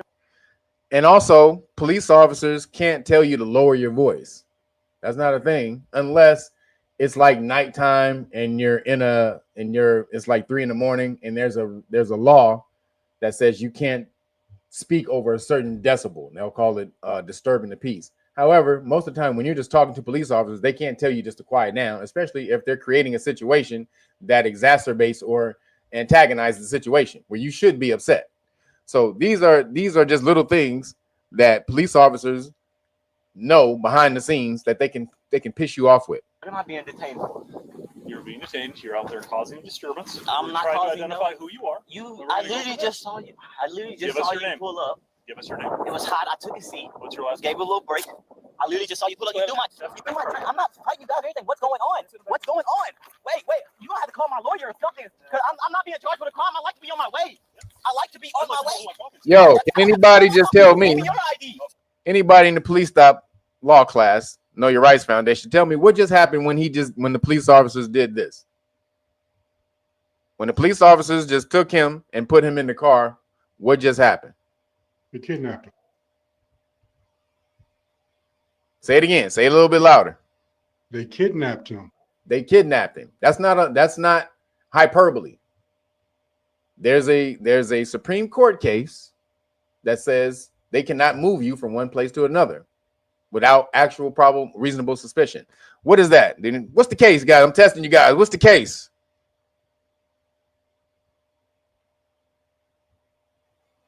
What's the case? Come on, police stop law, people. I know, but I'm going to remain mute. Say it again. Say it again. Florida versus Royer. Royer. Florida. What year? That was 83. 1983. Okay. So Florida versus Royer. Florida versus Florida sister's court case. So we have somebody in here who wants to get in on the conversation. Pan what is his name? Pan mulattoism. Mulattoism? Is that what it is? Pan mulattoism? Peace, family. How y'all doing? Peace. What's up, brother? How you feeling? I'm doing well. Hope all is well. And I just came in to suggest that Black Americans and mulatto Americans as well, many of us that are able to should join law enforcement and become judges and DAs, etc., so that we could do the same thing to the whites. Really, I mean, we could, and I'm not suggesting that anyone is crying on the panel. Let me just say that from the outright. But we could cry about it, or we could get even. So I suggest that the blacks that are able to get involved in law enforcement and use these same tactics against the whites. And we need more Black DAs and more Black judges to protect the Black American law enforcement agents that use these tactics against the whites, just as the whites protect themselves when they use these tactics against us. Okay. Well, I will say that absolutely, I would agree with you on getting involved as far as more melanated people being involved, because us policing ourselves leads to less conflict and less injuries and less deaths because we know each other. So when we see each other patrolling through the hood, a police officer who knows this young kid, who's come up like this young kid, is not going to have the same, energy towards this kid as a Caucasian person would, who has no interaction with melanated people whatsoever. This melanated cop will know what's going on with this kid, and we've seen it. We've seen it in a lot of different police stops. I would push back on necessarily joining the police. I think what our future is private police forces. I think we should create private police forces, because trying to join their organizations and thinking that you're going to be on some type of equal level when you're joining their organization, it's not going to happen. That's not going to happen. And, let me give a quick response. Go ahead. You have to acknowledge that number one, the law enforcement agents, they are paid by our taxes. That's number one. So even if we don't become the law enforcement agents in our communities, that's saying that the whites, because they will continuously be law enforcement agents in our communities, we'll just fund them to oppress us. Additionally, and this is the point I wanted to make before, it's not just the whites that are joining law enforcement agencies, and being complicit in the mass incarceration against our ethnicity.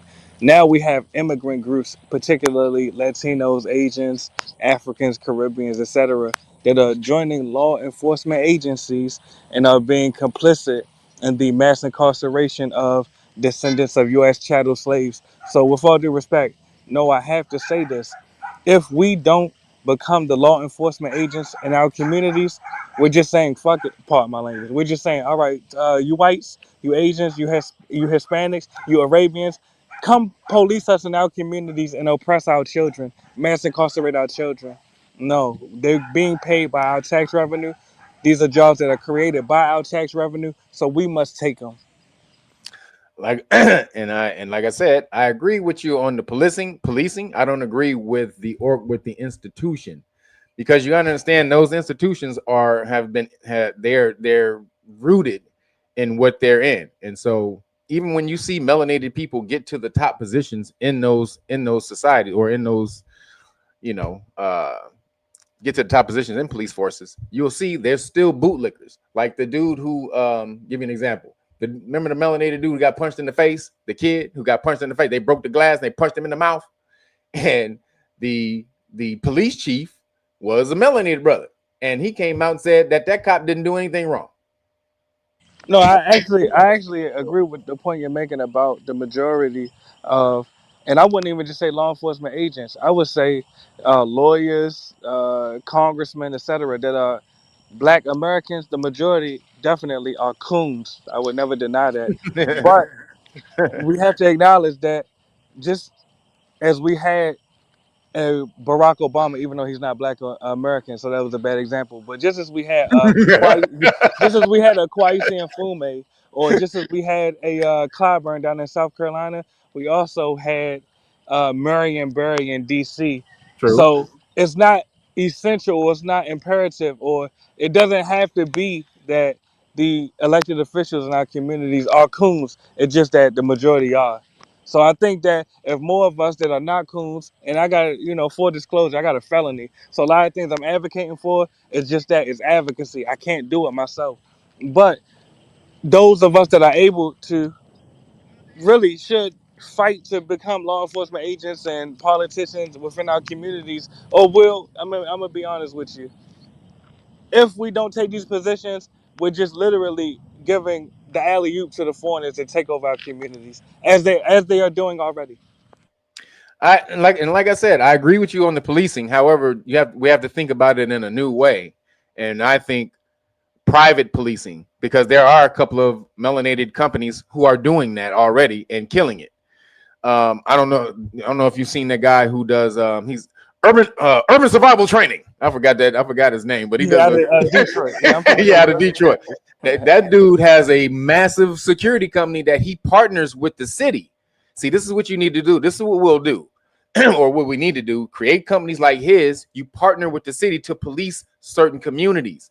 And so he's killing it. He has a full police force with with officers and vehicles and weapons and everything. He's really mashing out.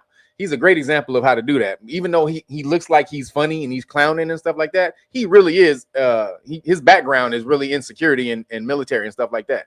So if we can use him as an example to start creating private police forces, I think that's what what the future will be in the communities. Because again, trying to go through their organizations that are deep rooted, so a lot of them in racism and rooted in, even when you get to the top, that you have to bootlick in order for you to stay in this position. Even though you're right here, you at the top of the game, but then you're not at the top of the game. Even though I have this top position, I know I'm not the top. And that's what that dude the police officer who had to cape for that cop who punched that brother in the face, he had to come out and be like, yo, I don't think it wasn't, we investigated it and it wasn't an assault. What you mean it wasn't an assault? He was sitting there not doing anything, got punched in the face. So I hear you. And because I don't want to get caught on this particular point of contention, so I'll acknowledge that I agree with you as far as the private policing, but that's actually my point. I don't see it as one or the other. I see it as both and. Because there's another great example out of Chicago, and his name's slipping my mind right now. His first name is Tyrone. I can't remember his last name, but he has community policing force, private policing force called ex-cons, something. And I hope someone in the chat will remember his name and post that name in the chat. So I actually agree with you, but I don't see it one or the other. I see it as, yes, essentially we must create our own, or continue to create our own private policing forces. Additionally, I have to say it, more of us need to get involved in the police departments, the FBI, ICE, Homeland Security, et cetera, et cetera, et cetera. I mean, and try and attempt to fix the problem from within as well. Now we can say that that's futile, but I mean, I think it's more futile to not even try. But I want to move forward, and I appreciate your points. All right, what do you guys think? You think melanated people need to be in the popo? Be more of the popo and the judges and stuff like that? What do y'all think? I believe pan mulattoism has some very good points. Yeah, that's how else effectively could we be any more effective if we were on the inside? However, that is dangerous. I mean, we've all seen Deep Cover. We know what happens when you go undercover. You got to play the role. So Deep you Cover and jive to keep your status. So it may be a dangerous aspect of doing so. I believe that from the outside, how we're doing strategically breaking the law down. I mean, we can do it from outside. We don't necessarily have to be in, but that is not a bad idea. Let me just bring that together. I don't disagree. I just think that we do need, let me say this, we do need some people in those organizations. We definitely do. Mm-hmm. However, because they are so corrupt in the way that they were put together, it's like trying to stop a train going 1,000 miles an hour. Yeah, exactly. But I don't disagree though. And we accept felons here at KYRF. Yeah, you say. He's saying he may not be able to. He's saying he may not. Yeah, but you can come over here. I'm just saying that. I'm just exactly. Out here. Know Your Rights Foundation for sure. We accept everybody up in here. Yes, I yield. I think you're right, Kev. I think you're right. I say you're right, because you can't name that one. You pick any major metropolitan city in the corporate United States, and you pick any of their major departments, any of them. All of them are corrupt. All of them. So, to think that you're gonna go in and be able to change something, it's kind of like you said. I mean, you going into a swamp. you know, and think you're gonna kill all the alligators that's in there. You're gonna kill all the alligators in the swamp? Yeah, you know what I mean? You ain't gonna be able to do that. You know, oh, I'm gonna be a good gator. I'm about to come out with alligator suit, whole alligator suit on this bitch. Yeah. Nah, I like the idea of the brother what the brother's doing in Detroit, because a lot of the places where he's doing this policing happens to be in the areas where our people are. You know, so you have better interaction. You have we know how to talk to each other a lot more, you know, and not be misunderstood um, than the so-called Caucasian or white folks, as you like to say. So the interactions are better because we tend to talk with our hands a lot. You know, we get emotional when we talk, and not, a lot of times it's not being hostile. We just a little bit more animated, and a lot of Caucasians view that as being hostile when we're not being hostile, and so we ended up getting tossed up for something when we're not even being, you know, hostile or viewed as being armed. I'm sorry, as viewed as being potentially dangerous when we're not, you know, when we're not being so. And if it was a melanated individual, they know that, hey, he's not dangerous or dangerous. That's just how we are. We just tend to be more animated than they are. We use our hands a lot more when we talk. You know, you know, the tone is different. It comes off different, whereas we're not as monotone as they are when we're talking. A lot of brothers are passionate when they talking. Yeah, because you up here, you trying to toss me up. I'm of course I'm gonna say I got something to say about it. You trying to toss me up, you know, and you accuse me of something that I'm doing when I'm just sitting here. You know, I mean, so it's a double-edged sword. But I think the brother in Detroit is a good example of a direction that we may need to move into. You know, so and plus that he can even take that further and the brother in Detroit and be able to, you know, start educating and reaching out to the kids more to have better interactions with police officers, so that fear that a lot of us have, you know, we can learn how to deal with that from a young age. So I agree with you, Kev, but the brother brought up some good points. I do agree with him to some extent. Yeah, I'm just, you know, and I say that because I know a dude who had a brother who has the police force in San Antonio. He has, a security force, and they do that. And the police officers, they use him. The police force uses him. Matter of fact, his own police, he employs his own police chief in his security force. So off duty, he is funny because he's like one of only like a few brothers in the police department in San Antonio. However, you know, so they are kind of racist in there. He talks about it a lot. But then when he goes to his security, you know, his security business, he's the boss, and he employs a lot of those Caucasian security dudes in his business. And so they have contracts. They have contracts with the cities and stuff like that. And so actually one of his contracts they want, and this is back when Trump first got elected, when everybody was really hating on him. And they wanted him to guard Trump. They would come into Texas, and they wanted his security team also to be part of the security team to help guard Trump. And he was like, hell no, because he hated Trump. But he told him hell no. But that is a good example, though. He was talking about how he does have contracts with a lot of these different cities. So I think that's, you know, that led me to, I was like, damn. If we could just start doing that but if we just start doing that and create an alternative to the policing, whereas, you know, they don't always see Caucasian people showing up when we supposedly done wrong, then that's going to just be better, you know, in the long run.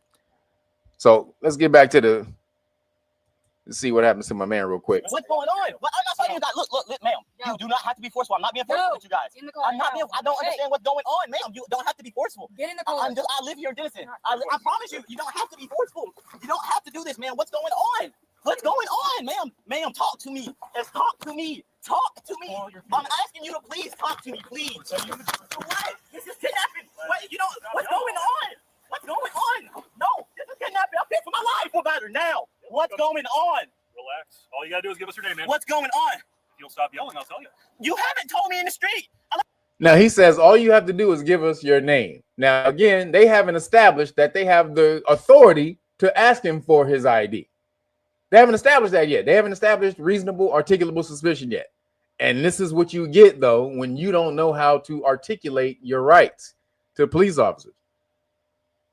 Let you put handcuffs on me and everything. This is kidnapping. No, it's not. You're being Yes, safe. it is. You don't have to use this force. Failing to identify is not a crime unless I'm being convicted suspicion of a crime. Okay. Stop yelling. Calm down. I'm calm. Look at you. You want to talk to my supervisor? Yes, yes, sir. I do. Yes, sir. What's going on? Refusing to give his name. He's causing disturbance. Literally, I'm sitting there. It's hot, eating chips and drink. They just put me on the floor. I see them pull up. I get up and start walking. Continue on my destination. Don't Washington Street, which is that way. You guys know this town. I'm from this town. I'm surprised he don't know me. Then they pull up on me, ask me for my name. I immediately said, "Hey, how you guys doing?" They said, "Hey, how you doing? Can I talk to you for a second?" I said, "No, I don't want to talk. I just want to be on my way." That's when they started getting handsy. So this is him trying to explain to one of the other police officers what's going on. They don't care. Let me just say this right now. They don't give a damn what he's saying right now. Again, because they know he doesn't know what he's talking about. You have to make police officers respect your information, and you yelling and using the law out of context because you got it off TV, you got it off YouTube or something like that. That's just going to embolden the police officer even more. They're gonna stick their chest out way more when they hear you talking that bull crap. They're gonna stick their chest out way more. So they know they have a dummy right now. Now he's not all dumb because a lot of the stuff he's saying is right law, but it's out of context, and so therefore it's wrong. If you don't say the right thing in the right time at the right time in the right place, then it's wrong. So here we go. I didn't fight with them. I didn't even fight with them to put on the handcuffs. They literally grabbed my hand. So at this point, that's what I'm saying. I don't understand what's going on. So at this point, you're not free to leave because we're doing an investigation. Well, am I under arrest? You're being detained. Being detained? Yes. What's the crime? What's the on what probable cause? Assault. Yes. I assaulted no one. Spit in someone's face. No, I did not. Get your feet in there. We're gonna go back down here. You know, this is kidnapping. Unless you're arresting me, I'd like to be on my way. Or you can call my lawyer, Mr. Marcus Oates. Okay, you can call him later, but you're gonna get back in that car. We're gonna go down here and finish our investigation. You can finish your investigation, but you will not kidnap me. You threw my Drake on the ground. You get back in that car, or I'll make you get in that car. Is that a threat? That is a promise. I'm trying. So what happened is they're trying to say that he spit in their face, but he had some dirt. He had some dirt in his face after they tried to subdue him. Some dirt got in his face, and he spit the dirt out. And they're trying to say that he spit in their face. I'm a civilian. I'm a citizen here of Denison. I don't understand what you guys are doing. What is going on? What's going on? Please. I didn't do anything to no one. What's going on? I literally was just coming from the store. What's going on? What's your name? What's going on? I'm not giving you my name. I haven't done anything. Oh, okay. Still doing that. So let me make something very clear. Shut up. Shut up. You don't have to be like that. I've been very clear to you guys. What you just went doing, I'm gonna be like that. So you need to shut up and listen to me. You don't have You're gonna sit in that car. See right there. If a police officer, again, another law broken by the police officer. If a police officer threatens you to shut up, meaning if they tell you to shut up and you don't be quiet and they do something behind it, like handcuff you or arrest you or something like that, then they have violated your First Amendment right, freedom of speech. You can talk all day, all you want to the police. You can curse them out all goddamn day. You don't have to shut up at all. That's not a thing. When police officers tell you, be quiet. No, I'm not going to be quiet. So if you don't know that, though, you're going to get used by the police officer. You're going to get abused by the police officer.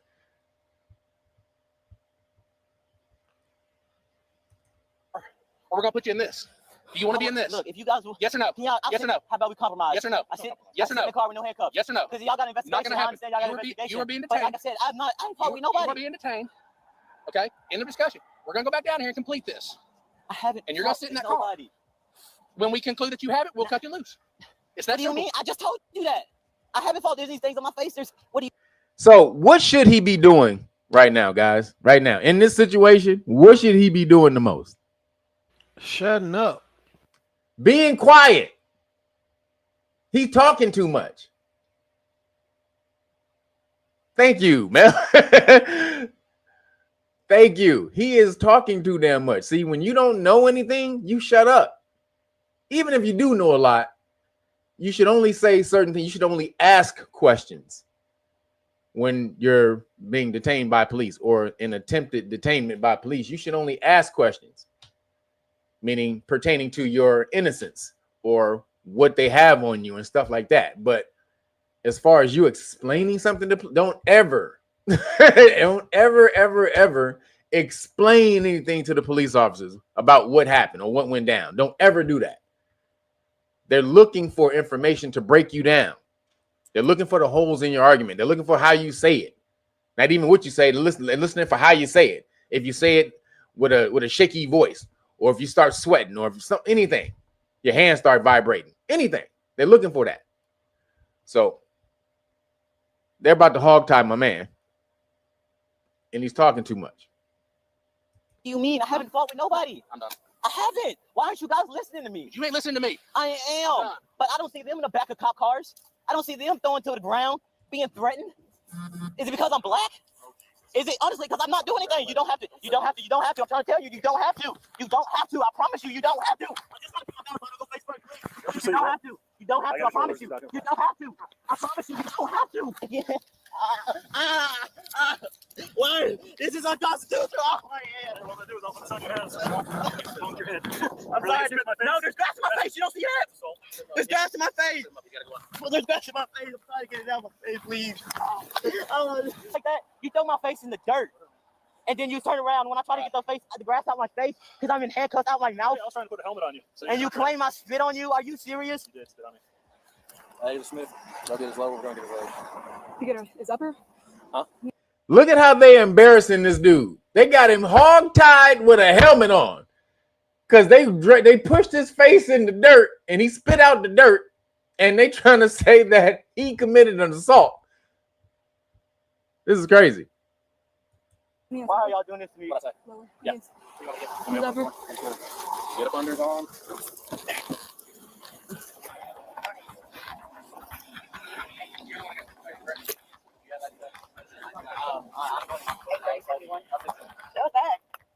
I've never seen y'all do that. So my parents. So I have Tabitha Grande and Emmanuel. So you see who he's accused of assaulting. My sister's the one that's saying I'm fit this place, not me. Yeah. She's at work. Yeah. And? Yeah. Are you where you can call her? Yeah. Where's she working at? Help me on 3. Yeah. So he's accused of assaulting some Caucasian kids with no evidence, and they just went and snatched him up. There's no video, there's no evidence, nothing.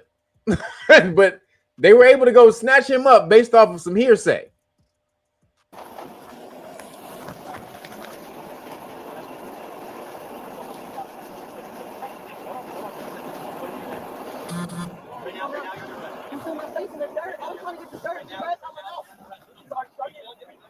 And not the magnet helmet.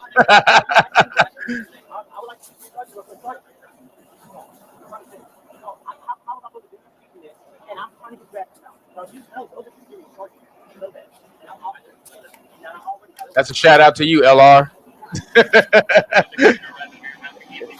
Exactly. Absolutely. Got to make sure to turn that body camera off. You came to me as an officer of the law. And watch how they have this dude. Watch how they have him. Watch this. Let me fast forward so you can see. Now, when we're investigating crime, Watch this. They got to show him. The one thing I seen was y'all open the door and start throwing shit on me. Wait, hold up. We gotta go. Wait, there it is. Hold up. Yeah, that's what happened. That is what happened. Wait, look. Hold up. Let me go back. You got to see it. Hold it. Wait. Yeah, that's what happened. That is what happened. Look at how they had this dude. That's insane. Are you getting Leah? Appreciate you. Thank you for the cash out. Appreciate you. Now look at that. Because he didn't know how not to make them do this. Again, when they walk up to you and they tell you you fit the description, you need to know how to counter that, or you're going to get put in this. How do you again? So people, while we wrap this up, any last thoughts on how to handle something like this? Well, perhaps if he wasn't running his mouth so much, the spit would have never. So Let this be a lesson to everybody watching. Just be quiet. Let them do their thing. You can fight in court. You will fight in courts. Fight in court. You can't do nothing in front of them with all of that. Look at this man. Look at the young man. That's crazy, right? Look at this.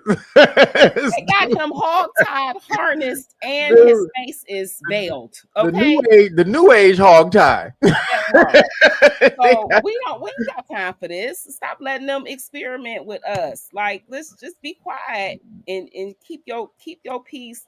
Stay calm, like LR said. Stay calm, and stay calm. It's gonna be okay. We're gonna get through this. Absolutely. Eugene? Eugene?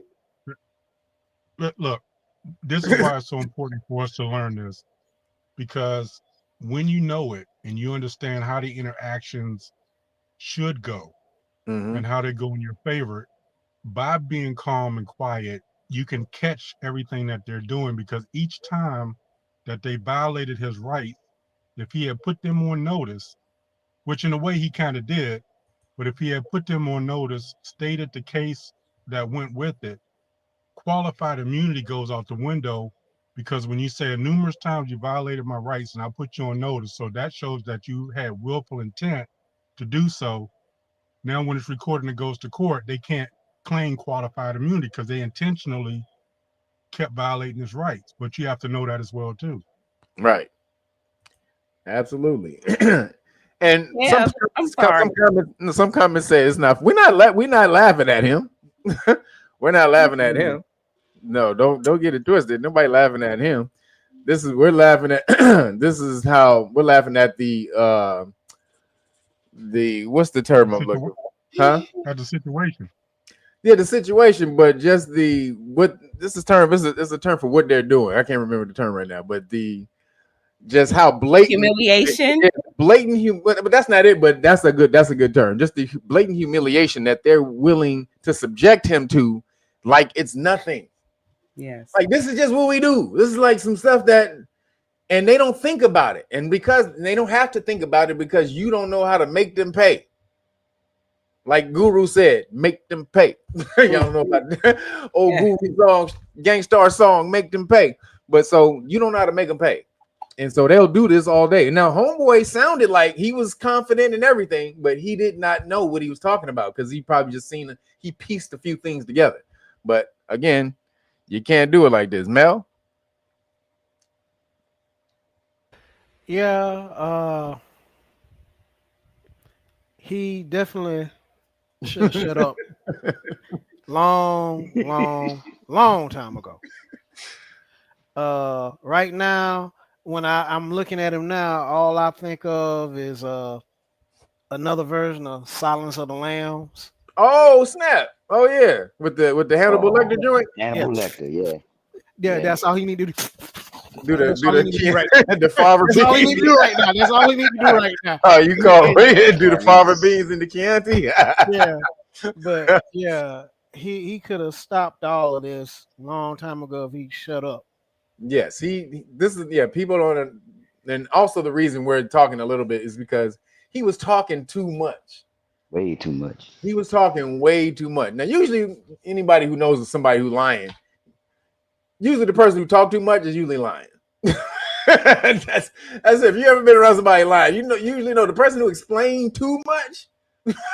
Like, give me an example. Netanyahu, when homeboy got killed, when Charlie Kirk got killed.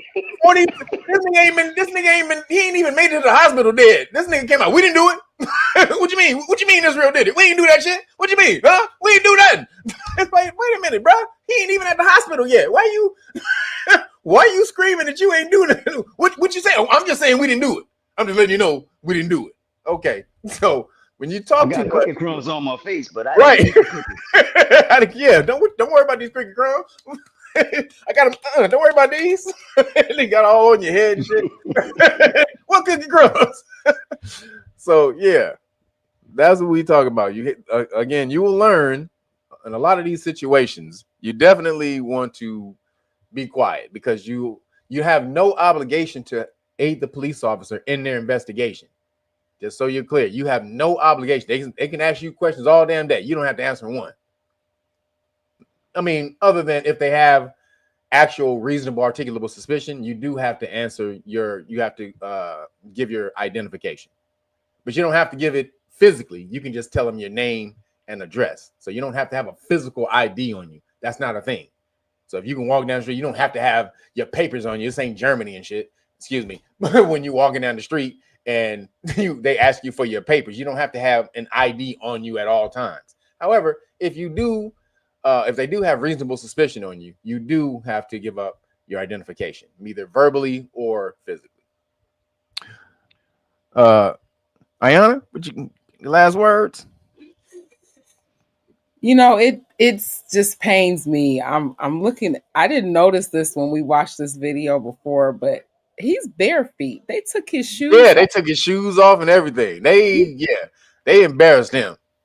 I don't know who's watching and who knows that metal that they have behind these brick walls. It's like cold metal. Oh, you said they got him laying on that? Well, his feet is up against it, and that messes with your mental state. You know, we also have chakras in our feet. So I'm seeing that they know they got him in a trick bag right now. They do. And I was just so perturbed. That's why I was looking like that. I'm just like, what is this? I didn't even see this, that his feet are like totally exposed. Not to the earth. He ain't earthing. He's not grounding. That's he's not grounding. No, sir. So anyways, last words. KYRF has changed my life. I am now always looking with the legal eye. I even, like, when I'm out at the stores and shopping and whatever, when I'm with my family members, we always talk about law. Okay. And they bring me their questions and everything. Not that I'm, all ready to go practice my own law firm and everything, but I'm just saying knowledge is power. And you don't have to feel like you are so powerless every time you see those boys and girls in blue. You too can feel empowered, or at least be balanced. Make yourself whole. And come on to KYRF and learn this law. There you go. All right. Satora, I know you didn't say anything most of the time. You want to give us some last words before you get out of here on this one? Tora the Great. I'm loving that background, by the way. You got to unmute, Satora. Okay, yes. I was just saying I was so excited to be here, and I'm so happy for the 115 people that are still here and alive with us, because you all are the reason why we're doing this. We know you all, a lot of you know this information, so just come be a part of the organization so that the people in your community can get the same information that you already know, and we can share it with each other, because the world is changing. Or the people in the world are changing. Like my grandmother would say, nowadays, the world's been the same world, but the people are changing. So we got to be more in tune and aware to what's going on. And it starts with knowing the law. Law and finances were the biggest things one of my elders always told me to learn about. But again, I'm so excited for the people that are here, that are getting this information. And I'm sure you're going to tune in with us all the time, because, again, this is a great organization. We're here for everyone, all people, all races, because we all live in this country. So thank you for being here. Absolutely. Thank you, Satora. The producer of the LawCast. So yes, guys, this is the first one of these. This is on the fly, rather choppy, whatever. I'm real Naga, so it's gonna go how it goes. The first time, we'll get better at these as we do them. But we'll be doing these every Friday at 4:30 Pacific time, 7:30 Eastern time. If you're in the middle, you got to do your own math. I don't know what that is, but every Friday at those times on the East and West Coast. And hope you guys tune in, because we need to put more of a spotlight on people learning the law, because this police state, we're only 8 months into Trump's presidency. So you got another 3 years to deal with him mashing out with police. And it's going to get worse, because he is a true police officer loving president. And so he believes in giving the police officers the most amount of power, so they can do whatever they need to do to keep him safe.